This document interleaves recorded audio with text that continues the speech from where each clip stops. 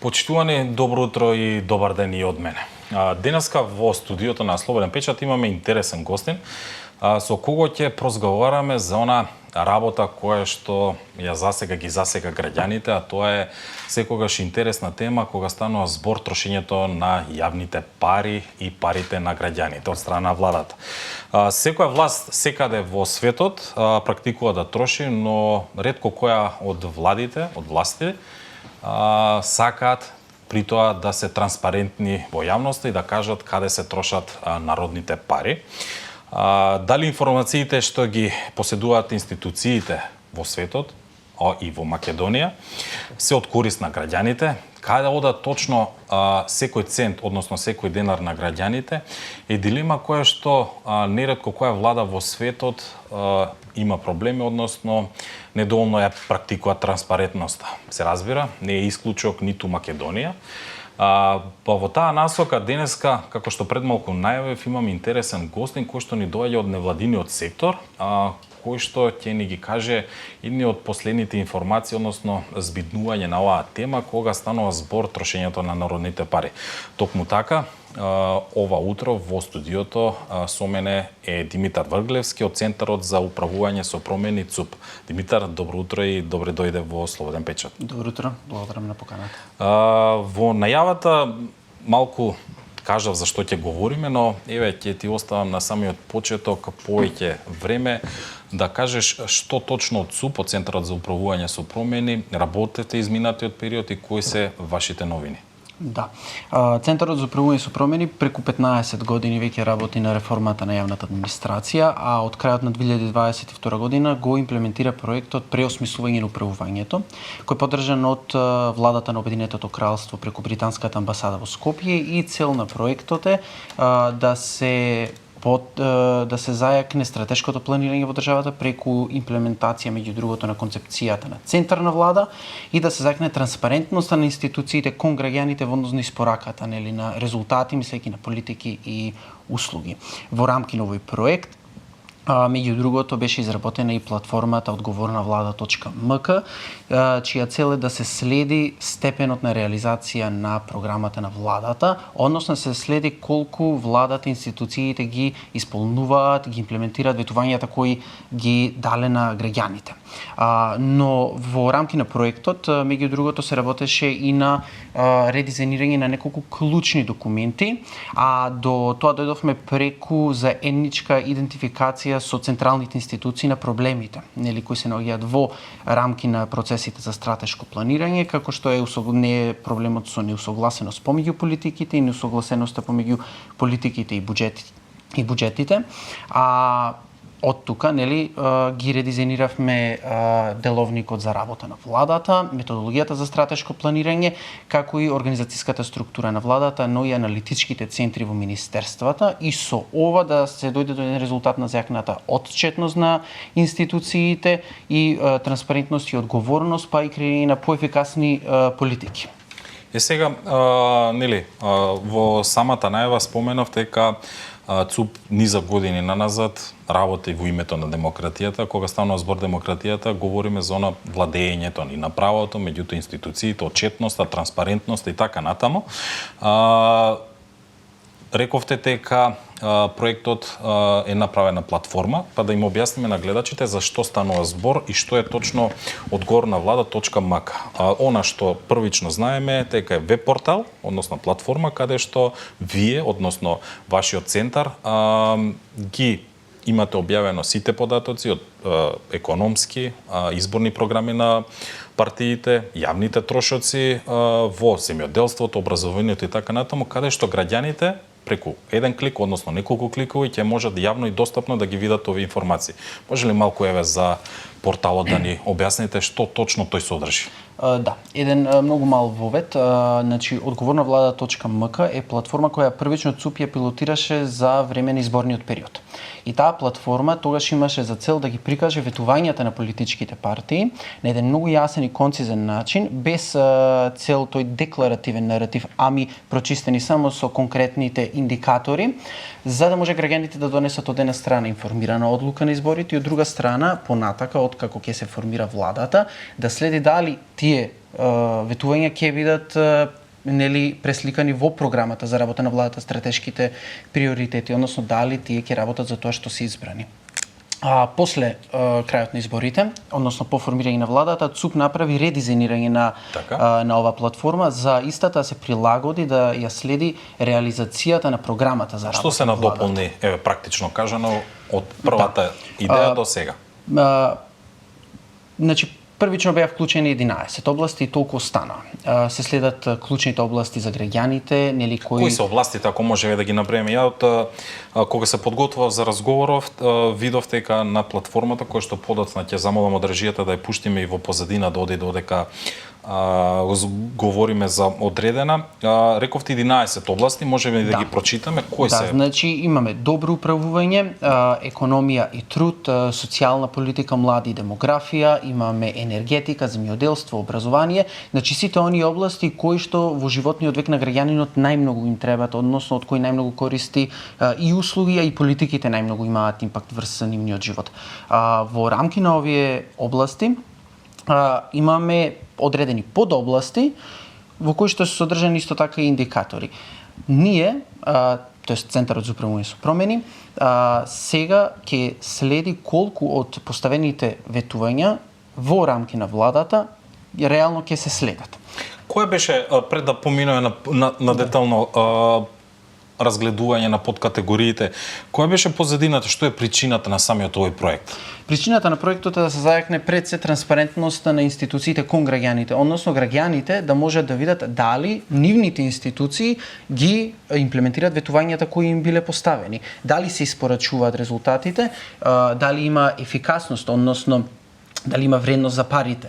Од друга страна, има големо значење за вработените во јавната администрација, да се доближи до нив дека тие работат не само за некои дневно административни обврски, ами за некои поголеми стратешки цели за државата и дека тие реално прават некој импакт во врз животот на граѓаните во државата. Платформата има за цел да стимулира и граѓаните да бараат поголем отчет кон владата. Програмата за работа на владата не се зборуваше толку често и целта беше да ја подигнеме на повисоко ниво дискусијата околу самата програма за работа на владата. Таму се содржани најважните елементи, тоест индикатори кои понатака и во другите стратешки програми треба да бидат имплементирани. Имате ли отпор од политичките партии или разбирање од друга страна, ако може така да се каже, па и од граѓанскиот сектор, невладиниот, кога решивте да направите некаква ваква платформа која што влегува во сршта на општеството, корупцијата, отчетност, оние проблеми кои што не мачат 30 на години. Наидовте ли на отпор или разбирање од друга страна кај политичките субјекти? Не наидовме на отпор. Значи, платформата беше позитивно прифатена од сите чинители и чинам дека состојбата во која што се наоѓа државата не може никој да си дозволи да има отпор кон ваква идеја, ваква платформа. Се зајакнува и општествената консолидација и демократскиот капацитет на државата, отчетноста кон институциите, така да ние не идовме на позитивен одзив. Сега тек треба да започнеме со поинтензивно следење на работата на владата, но и тука не сметаме дека ќе не идеме на препреки. Кога сме кај поинтензивното следење на владата, можеме да напоменеме дека наскоро ќе навршат или треба да изминат оние 100 дена од владата, од новата влада и тука секоја година, односно при секое менување на власта, тие 100 дена секогаш се највпечатливи што е кажано, што е остварено или што е реализирано. Во однос на она ЦУП што ги има пролистано програмите на политичките партии, што може да се каже каде најмногу овие 100 дена владата, власта, институциите работели или потврлиле во исто време? Имате ли такви некакви сознанија? Или пак прерано за констатација? Центарот за управување со промени ја ажурира веб страницата, платформата врз база на јавно достапните официјални информации, значи официјалните државни информации на институциите или пак по пат на барање за слободен пристап до информација од јавен карактер и едното и другото одзема време. Така да за ние да може во рамки на овие 100 дена да утврдиме степен на реализација би било неблагодарно, сепак изискува тоа многу време, но сите овие и платформата и документите што ги спомнав, ние проектот започна кон крајот на 2022 година, беше започнато со претходната влада, но проектот продолжува и со сегашната влада, така да во секој момент владата може и да го превземе да ја превземе платформата и таа од прва рака да ја полни со информации кои што нив нема да им одземе толку време, се разбира. Но во секој случај пресекот за реализација во рамки на програмата ќе го направи малку подоцна со цел да имаме доверливи и официјални информации, да не би шпекулирале. Сега можеме и да влеземе малце и повизуелно, ако не е проблем, и ако од режија го имаме, ја имаме веб платформата од горна влада.мк, можеме од самиот приказ граѓаните кои ќе влезат на овој веб портал, ова интернет страница, да видат дека пред се станува за едно успешно и професионално визуелно обработени податоци, каде што, како што пред малку напоменавме, има во платформата 11 области се следа. И сега овде некаде може и да ги разлистаме чисто да видиме за кои области станува збор: дигитализација, добро управување, европски интеграција на дворешни работи, енергетика, правда, здравство, каде што е секојдневно на подем оние афери во здравството и земјоделството. Па сега, еве, конкретно едно прашање до тебе, Врглевски, каде во моментов можеме да очиме први некои индикации, односно први информации каде што ги воочивте вие како ЦУП? Така, па, илустративно може пример во област економија и труд, во однос на пензиите, да прикажеме како следењето би било прикажано на самата платформа. Ние многу работевме на тоа да биде платформата лесна за користење и да биде јасна за секој граѓанин, па во областа стабилни јавни финанси може да ја отвориме и во подолните полиња. Така? Да. Во моментов се наоѓаме во подкатегоријата јавни финанси и да појасниме дека на самиот портал со бои визуелно објаснато, црвената боја претпоставаме најмалку транспарентно на реализација. Потоа следува жолтата, зелената и така натаму, каде што може да се воочат граѓаните со еден клик, едноставно да влезат да видат што е реализирано од ветеното, претпоставам. Точно, да. Значи, еве, например, во областа зголемување на пензии, тука имаме две пополнети полиња, односно ветувањата како се реализирале и имаме верификации официјални верификации, информации од владата. Така, еве во моментов можат и гледачите тоа да го увидат. Станува збор за визуелен приказ и оноа ветување што беше дадено од владеачката партија, односно коалиција пред изборите, а тоа е дека владата расправаше за зголемување на пензиите од 5000 денари. Сега, односно пред малку, пред извесен период беше кажано и официјално дека ќе дојде, меѓутоа тоа ќе се обавува на две транши по 2500 денари во периодот што следи. Како ова е оценато, како се прибележуваат и еве може едно образложение да. Да, значи ние тука ги следиме официјалните информации и официјалните чекори, да речам. Декларативните ставови не може да ги сметаме за некаква индикација за реализација, па затоа пример со зелено може да видиме дека е обележано усвојувањето на ребалансот. Тоа е официјален акт кој го превзема државата, со кој што може да се пристапи кон реализација на ветувањето. И тоа е битно и за граѓаните да знаат дека не сите ветувања кои што се поставени често во јавноста може да се зборува дека се или не се реализирани, но ние тука и од техничко правен аспект внимаваме дека реализацијата ја обележуваме тогаш кога таа може да биде операционализирана. Значи тоа е да нема спинови, да нема извртување на факти, лажни вести, оние работи кои што секојдневно ги гледаме во медиумите. Ние премногу внимаваме на тој елемент. И така ќе биде и за сите останати области, што значи од друга страна има и функција платформата да поттикнува граѓаните да проверуваат точни факти, точни информации, а не да веруваат во секој надпис што излегува или Дали оваа платформа е некаква паралела на онаа што беше претходно изработена и што не се ажурираше од страна на претходната власт кога станува збор за трошењето на јавните пари и платите на функционерите. Може ли да се направи компарација некаква или ова е некаков поширок аспект? Да, ова е поширок. Не станува збор за слична или иста платформа воопшто, ова е платформа која има концепција цел да следи ветувањата, колку се спроведуваат стратешките цели, колку државата, односно институциите работат на поставените цели и за тоа да ги информираме граѓаните, додека финансиите ги опфаќаме кај степените на реализација, но со појаснување или со упатување кон официјалните извори. Има други платформи кои што многу по-детално навлегуваат во финансиите, па ние тука сакавме да се здржиме само на ветувањата.